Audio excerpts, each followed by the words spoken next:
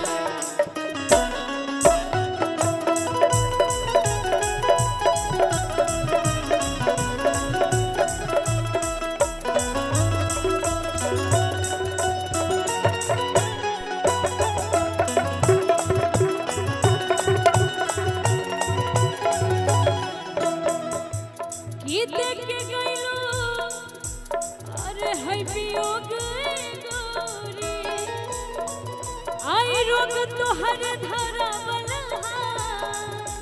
पहिले ऐसन हम न रही पागल तोहर बनावल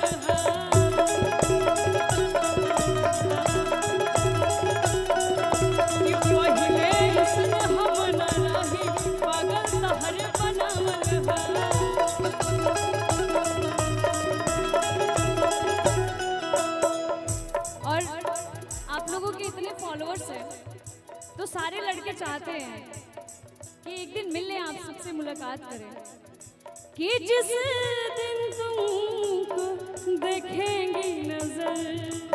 जिस दिन तुमको देखेंगी नजर जाने दिल पे होगा क्या असर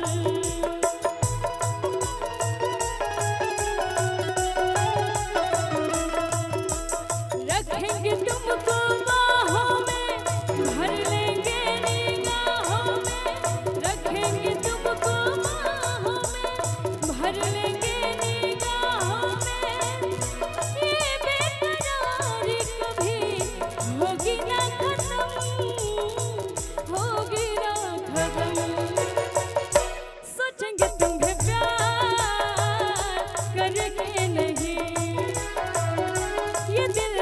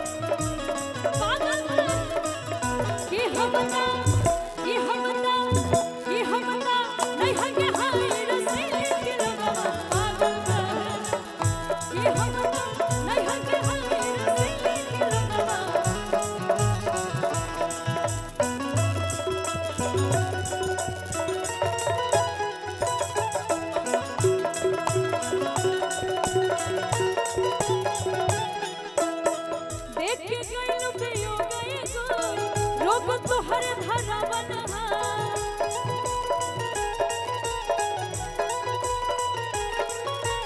पहिले ऐसन हम न रही पागल तोहर बनावल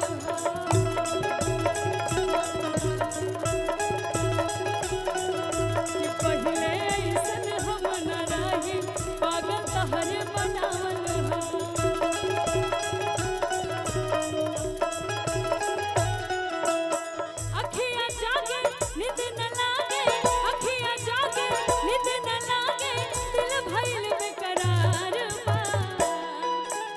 हमर दिल है जान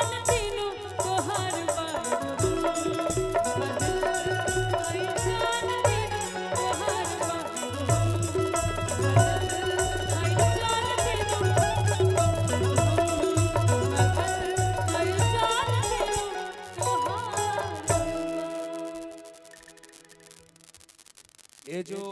हजारों हजार रुपए का पुरस्कार है, लेकिन सामने जो शख्सियत आप देख रहे हैं बीटी सर को, सुना